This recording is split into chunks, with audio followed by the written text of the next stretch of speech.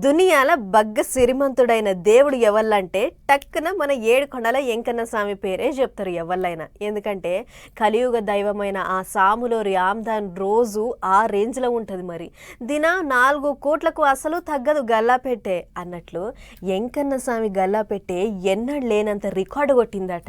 మరి ఎన్ని పైసలు వచ్చినాయి, ఏం కథ అనేది కొండదాకా పోయి అరుచుకుని వద్దాం పారి. అబ్బబ్బబ్బబ్బా, హుండీ ఆదాయంలో మన తిరుపతి వెంకన్న స్వామిని మించిన దేవుడే లేడు పో. ఎందుకంటే భక్తులేస్తున్న పైసలతోని హుండీలు ఆ తీర్ల నిండిపోతున్నాయి. మరి అన్నట్లు మంగళవారం ఒక్కనాడు వచ్చిన ఆమ్దాని ఎంతో తెలుసా? అక్షరాల 6,28,00,000 రూపాయలట. వామ్మో, భక్తుల మొక్కులు ఎట్లున్నాయో చూడుర్రి.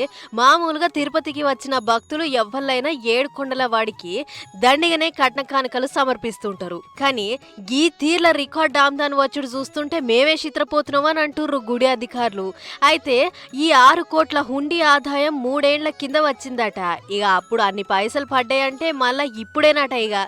అయితే ఈ నడుమ తిరుమలకు భక్తుల రద్దీ మస్తు పెరిగింది. మొన్నటి ఎండాకాలం తాతీళ్ల కాడ నుంచి మొదలు పెడితే జూన్, జూలై, ఆగస్టు ఈ 3 నెలల్లో భక్తుల రద్దీ ఏమాత్రం తగ్గుతలేదు. మన కాడ నుంచే కాకుండా బయటి దేశాలకించి కూడా పెద్ద పెట్టున వస్తుర్రు భక్తులు. అందుకే రోజుకు 4 కోట్లకు మించకుండా హుండీలు నిండుతున్నాయట. పెద్ద ముచ్చట ఏందంటే టీటీడీ చరిత్రలోనే ఎక్కువ ఆమ్దాన్ వచ్చింది ఈ జూలై నెలలోనేనట. ఆ నెల మొత్తం కలిపి 140 కోట్లకు పైనే హుండీ ఆదాయం వచ్చిందని చెప్పుకొచ్చిర్రు అధికారులు. ఆ ఆగస్టు కూడా అదే తరీకల రికార్డు కొడుతుందా ఎట్లా అని చిత్రపోతుర్రు.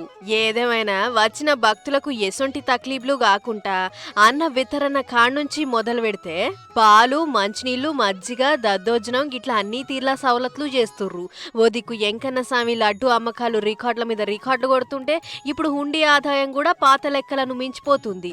ఏదేమైనా ఆ వడ్డీ కాసుల వాడి పైసలను లెక్కించుడు ఎవ్వల తరం కాదు అని అనుకుంటుర్రు ఈ ముచ్చట చూసిన జనాలు.